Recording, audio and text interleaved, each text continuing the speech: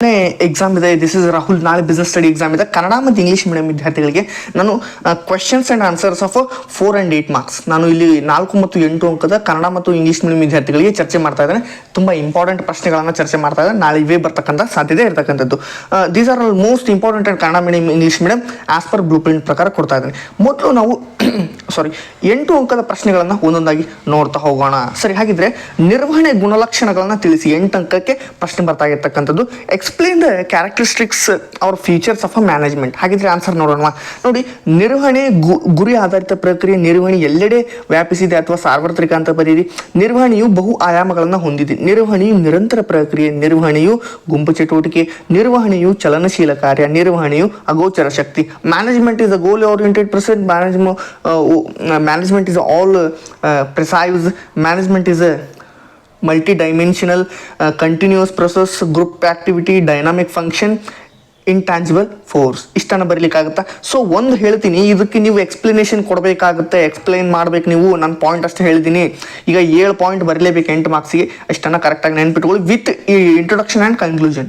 Next ಕ್ವಶನ್ಗೆ ಹೋಗೋಣವಾಗಿದ್ದರೆ, ಆಯ್ಕೆ ಪ್ರಕ್ರಿಯೆಯಲ್ಲಿ ಅನುಸರಿಸತಕ್ಕಂಥ ವಿವಿಧ ಹಂತಗಳನ್ನು ಬರೆಯಿರಿ. Selection process. ಪೂರ್ವಭಾವಿ ಪರಿಶೀಲನೆ ಅಂತಂದರೆ ಪ್ರಿಲಿಮಿನರಿ ಸ್ಕ್ರೀನಿಂಗ್. ಅದಾದ ನಂತರ ಆಯ್ಕೆಯ ಪರೀಕ್ಷೆಗಳು. Selection test. ಬುದ್ಧಿವಂತ ಪರೀಕ್ಷೆ, ಯೋಗ್ಯತಾ ಪರೀಕ್ಷೆ, ವೃತ್ತಿ ಜ್ಞಾನದ ಪರೀಕ್ಷೆ, ವ್ಯಕ್ತಿತ್ವದ ಪರೀಕ್ಷೆ, intelligent test, aptitude test, trade test, personality test. ಆಯಿತಾ? ನೆಕ್ಸ್ಟ್ ಹೋಗೋಣವಾಗಿದ್ದರೆ ಉದ್ಯೋಗದ ಸಂದರ್ಶನ. ಪೆನ್ ಕಲರ್ ಚೇಂಜ್ ಮಾಡ್ಕೊತೀನಿ. ಓಕೆ, ನೆಕ್ಸ್ಟ್ ಉದ್ಯೋಗದ ಸಂದರ್ಶನ. Employment interview. ಶಿಫಾರಸು, ಹಿನ್ನೆಲೆ ಪರಿಶೀಲನೆ, ರೆಫರೆನ್ಸ್ ಆ್ಯಂಡ್ ಬ್ಯಾಕ್ಗ್ರೌಂಡ್ ಚೆಕ್ಸ್. ಅದಾದ ನಂತರ ಆಯ್ಕೆ ನಿರ್ಧಾರ, ವೈದ್ಯಕೀಯ ಪರೀಕ್ಷೆ, ಉದ್ಯೋಗ ನೀಡಿಕೆ, ಉದ್ಯೋಗ ಒಪ್ಪಂದ, contract of employment, job offer, medical examination, selection decision. ಇಷ್ಟನ್ನು ಸೆಕೆಂಡ್ ಆನ್ಸರಿಗೆ ನಾವು ಬರೀಬೇಕಾಗುತ್ತೆ. ನೆಕ್ಸ್ಟ್, ನಿರ್ವಹಣೆ ಕಲೆ ಮತ್ತು ವಿಜ್ಞಾನವು ಎರಡೂ ಆಗಿದೆ ಅಂತ ಪರಿಗಣಿಸಿ. Management is consider both an art and science. Explain. Students must explain how management has features both theoretical knowledge and science and application art. ಅದನ್ನ ಎರಡನ್ನು ನೀವು ಬರೀಬೇಕಾಗುತ್ತೆ. ಆ ಒಂದು ಪ್ರಶ್ನೆಯನ್ನು ನೋಡ್ಕೊಳ್ಳಿ. ಸಮನ್ವತೆ ಅಂತಂದ್ರೆ ಏನು? ಸಮನ್ವತೆ ಗುಣಲಕ್ಷಣಗಳನ್ನು ಬರೆಯಿರಿ. ಇದು ಗುಂಪು. What is a coordination. Explain the characteristics of coordination. ಸಮನ್ವತೆಯ ಗುಂಪು ಪರಿಶ್ರಮವನ್ನು ಸಂಯೋಜಿಸುತ್ತದೆ. Coordination integrates group efforts. Other points will be detailed as per textbook. ನಿಮ್ಮ ಒಂದು ಟೆಕ್ಸ್ಟ್ ಬುಕ್ಕಲ್ಲಿ ಕೊಟ್ಟಿದ್ದೀನಿ, ಅದನ್ನು ಒಂದ್ಸಲ ನೋಡ್ಕೋಬೇಕಾಗುತ್ತೆ. ನೇಮಕಾತಿಯ ಯಾವುದಾದ್ರೂ 8 ಬಾಹ್ಯ ಮೂಲಗಳನ್ನು ಬರೆಯಿರಿ. External sources of requirement.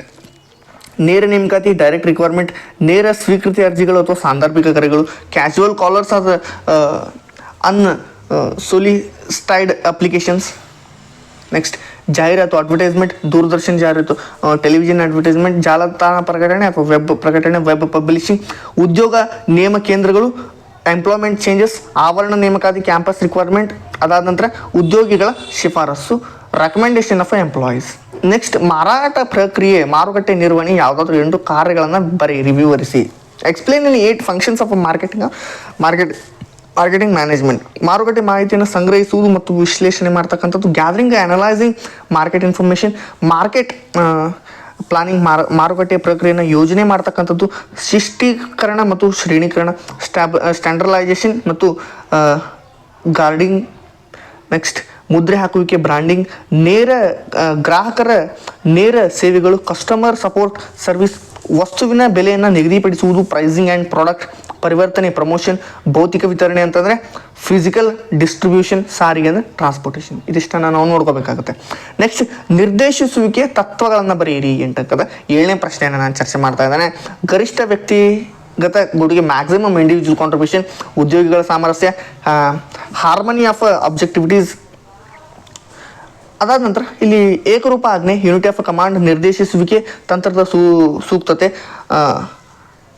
ಅಪ್ರೋಪ್ರಿಯೇಟಿಯಸ್ನೆಸ್, direction, technique. ಅದಾದ ನಂತರ ನಿರ್ವಹಣೆ ಸಂವಹನ,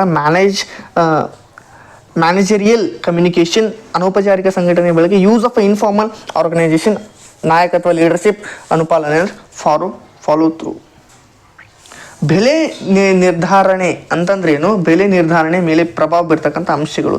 what is pricing? Explain the factors of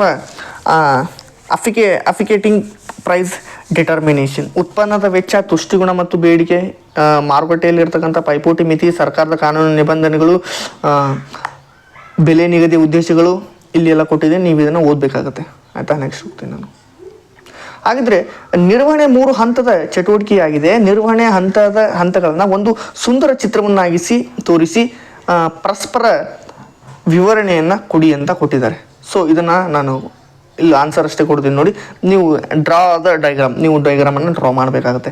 ಉತ್ಪನ್ನದ ಹಂತದ ನಿರ್ವಹಣೆ, ಮಧ್ಯಮ ಹಂತದ ನಿರ್ವಹಣೆ, ಮೇಲ್ವಿಚಾರಣೆ ಅಥವಾ ಕಾರ್ಯಾಚರಣೆ ಹಂತದ ನಿರ್ವಹಣೆ, ಸೂಪರ್ವೈಸರ್ ಓಕೆ, ನೀವು ಡೈಗ್ರಾಮನ್ನು ತೆಗಿಬೇಕು. ಹಾಗಿದ್ರೆ ನೆಕ್ಸ್ಟ್ ಕ್ವಶನ್ ಅನ್ನು ನೋಡೋದಾದರೆ, ಜಾಹೀರಾತು ಮತ್ತು ವೈಯಕ್ತಿಕ ಮಾರಾಟಗಳ ನಡುವಿರ್ತಕ್ಕಂಥ ಯಾವುದಾದ್ರೂ 8 ವ್ಯತ್ಯಾಸಗಳನ್ನು ತಿಳಿಸಿ. ಇಲ್ಲಿ ಕೊಟ್ಟಿದ್ದೀನಿ, ನೀವು ನೋಡ್ತಾ ಹೋಗ್ಬೇಕು ಅದನ್ನು. ಸಂವಹನ ಪರಿಣಾಮಕಾರಿತ್ವವನ್ನು ಸುಧಾರಿಸಲು ಅಳವಡಿಸಿಕೊಳ್ಬೇಕಾದ ಯಾವುದಾದ್ರೂ 8 ಸೂಕ್ತ ಕ್ರಮಗಳನ್ನು ಬರೀರಿ. ಸಂವಹನ ಮೊದಲು ಸ್ಪಷ್ಟೀಕರಣ ಬಳಕೆ, ಇಲ್ಲಿ 8 ಪಾಯಿಂಟ್ಸ್ ಇದೆ, ಅದನ್ನು ನೀವು ನೋಡ್ಕೋಬೇಕಾಗತ್ತೆ.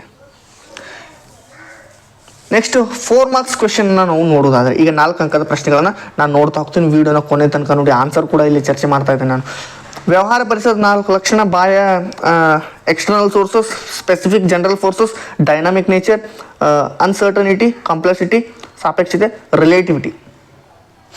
ಸಂಘಟಿಸುವಿಕೆ ಎಂದರೇನು? ಆನ್ಸರನ್ನು ಕೊಟ್ಟಿದ್ದೀನಿ. ಸಂಬಂಧಗಳ ಸ್ಪಷ್ಟತೆ, ಸಂಪನ್ಮೂಲಗಳ ಅತ್ಯುತ್ತಮ ಬಳಕೆ, ಬದಲಾವಣೆ ಹೊಂದಿಕೊಳ್ಳುವುದು, ಪರಿಣಾಮಕಾರಿ ಆಡಳಿತ, ಸಿಬ್ಬಂದಿ ಅಭಿವೃದ್ಧಿ, ಎಲ್ಲ ಪ್ರಶ್ನೆಯನ್ನು ನೀವು ನೋಡ್ತಾ ಹೋಗಿ. ಇಂಗ್ಲೀಷಲ್ಲೂ ಕೊಟ್ಟಿದ್ದೀನಿ. ನೋಟುಗಳ ಅಮಾನ್ಯೀಕರಣದ ಡಿಮಾನಿಟೈಸೇಷನ್ ಲಕ್ಷಣಗಳನ್ನು ಬರೆಯಿರಿ. ಇಲ್ಲಿ ಕೊಟ್ಟಿದ್ದೀನಿ ಆನ್ಸರ್ನ, ನೀವೇ ಇದನ್ನು ಎಕ್ಸ್ಪ್ಲೇನ್ ಮಾಡ್ತಾ ಹೋಗಬೇಕಾಗುತ್ತೆ. ಮುದ್ರೆ ಅಥವಾ ಹೆಸರು, ಬ್ರ್ಯಾಂಡ್ ನೇಮ್ ಆಯ್ಕೆ ಮಾಡುವಾಗ ಗಮನದಲ್ಲಿರಿಸಬೇಕಾದ ಯಾವುದಾದ್ರು 4 ಪರಿಗಣನೆಯನ್ನು ತಿಳಿಸಿ. ಟೇಲರ್ ಅವರ FW ಟೇಲರ್ ಅವರ ವೈಜ್ಞಾನಿಕ ನಿರ್ವಹಣೆ ತತ್ವಗಳನ್ನು ಬರೆಯಿರಿ. ಇಲ್ಲಿ ಕೊಟ್ಟಿದ್ದೀನಿ 3, ಇಷ್ಟನ್ನು ಬರೀಬೇಕಾಗುತ್ತೆ. ತರಬೇತಿ ಹಾಗೂ ಅಭಿವೃದ್ಧಿ ಚಟುವಟಿಕೆಗಳ ಉದ್ಯೋಗಗಳಿಗೆ ಹೇಗೆ ಪ್ರಯೋಜನಕಾರಿಯಾಗಿದೆ? ಆನ್ಸರ್ ಇಲ್ಲಿದೆ ನೋಡಿ. ಸಿಬ್ಬಂದಿ ನಿರ್ವಹಣೆಯಲ್ಲಿ ನೇಮಕಾತಿಯಲ್ಲಿ ಯಾವುದಾದ್ರೂ 4 ಆಯ್ಕೆ ಪರೀಕ್ಷೆಗಳನ್ನು ವಿವರಿಸಿ. ನೆಕ್ಸ್ಟ್ ಯಾವುದಾದ್ರೂ 4 ಹಣಕಾಸಿನ ಮತ್ತು ಹಣಕಾಸೇತರ ಉತ್ತೇಜಕಗಳನ್ನು ಬರೆಯಿರಿ. ನಾನ್ ಫೈನಾನ್ಷಿಯಲ್ ಇನ್ಸೆಂಟಿವ್ಸ್ ಇಲ್ಲಿ ಕೊಟ್ಟಿದ್ದೀನಿ. ಬೋನಸ್ಸು, ಲಾಭದ ಹಂಚಿಕೆ, ನಿವೃತ್ತಿ ಪ್ರಯೋಜನ, ವೇತನ ಮತ್ತು ಭತ್ಯೆಗಳು. ಹಣಕಾಸೇತರ ಉತ್ತೇಜಕಗಳು ಅಂತಂದರೆ ಅಂತಸ್ತು, ವೃತ್ತಿಕರಣ ಅವಕಾಶಗಳು, ಉದ್ಯೋಗ ಭದ್ರತೆ, ನೌಕರರ ಭಾಗವಹಿಸುವಿಕೆ ಇಲ್ಲ. ಜಾಹೀರಾತಿನ ಅನುಕೂಲತೆಗಳು ಯಾವುದಾದ್ರೂ 4 ಆಕ್ಷೇಪಣೆಗಳನ್ನು ಸಂಕ್ಷಿಪ್ತವಾಗಿ ಬರೆಯಿರಿ. ಅನುಕೂಲತೆಗಳು: ಸಮೂಹ ತಲುಪುವಿಕೆ, ಗ್ರಾಹಕ ತೃಪ್ತಿ, ಭರವಸೆಯನ್ನು ಹೆಚ್ಚಿಸುವಿಕೆ, ಅಭಿವ್ಯಕ್ತಿಸುವಿಕೆ, ಮಿತವ್ಯಯ, ಎಕನಾಮಿ. ವಿಕೇಂದ್ರೀಕರಣ ಅಂತಂದ್ರೆ ಏನು? ಅದರ ಪ್ರಾಮುಖ್ಯತೆಯನ್ನು ಬರೆಯಿರಿ. ಇನ್ಸ್ಟ್ರಕ್ಷನ್ಸ್, ಇಲ್ಲಿ definition, decentralisation and its benefit, ಇಂಪಾರ್ಟೆನ್ಸನ್ನು ಬರೀಬೇಕಾಗುತ್ತೆ, ಕೊಟ್ಟಿದ್ದೀನಿ. ನೆಕ್ಸ್ಟ್ ನಿಯಂತ್ರಿಸುವಿಕೆ ಒಳಗೊಂಡಿರ್ತಕ್ಕಂಥ ಮಿತಿಗಳನ್ನು ಬರೀರಿ. 4 ಪಾಯಿಂಟ್ಸ್ ಅಷ್ಟೇ ಬರೀರಿ. ನಿಯಂತ್ರಿಸುವಿಕೆ ಪ್ರಕ್ರಿಯೆಯಲ್ಲಿ ಒಳಗೊಂಡಿರ್ತಕ್ಕಂಥ ಮೊದಲ 4 ಹಂತಗಳು: ಲಾಭಾಂಶ ನಿರ್ಣಯದ ಮೇಲೆ ಡಿವಿಡೆಂಡ್ ಡಿಸಿಷನ್ ಪ್ರಭಾವ ಬೀರ್ತಕ್ಕಂಥ 4 ಅಂಶಗಳು. ಕಾರ್ಯನಿರತ ತರಬೇತಿ ವಿಧಾನಗಳನ್ನು ಬರೆಯಿರಿ.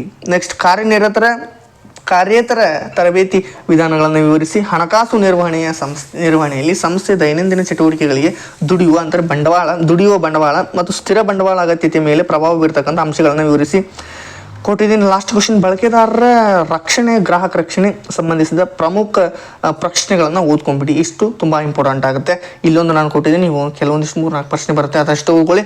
ರಾಹುಲ್ ಬಿಡ್ನಾಳ್ ಇದೊಂದು ಚಾನಲನ್ನು ಸಬ್ಸ್ಕ್ರೈಬ್ ಮಾಡ್ಕೊಳ್ಳಿ. ಇದೇ ರೀತಿ ನಿಮ್ಮ ಕಂಟೆಂಟನ್ನು ನಾನು ಕೊಡ್ತಾ ಇರ್ತೇನೆ. ಮತ್ತೆ ಮುಂದಿನ ಒಂದು ವಿಡಿಯೋದಲ್ಲಿ ಸಿಗ್ತದೆ. ನೀವು ಒಂದು PDF ಕಮೆಂಟಲ್ಲಿ ಟೆಲಿಗ್ರಾಮ್ ಚಾನಲಲ್ಲಿ ಕೊಟ್ಟಿದ್ದೀನಿ, ಹೋಗಿ ತಗೊಳ್ಳಿ. Thank you.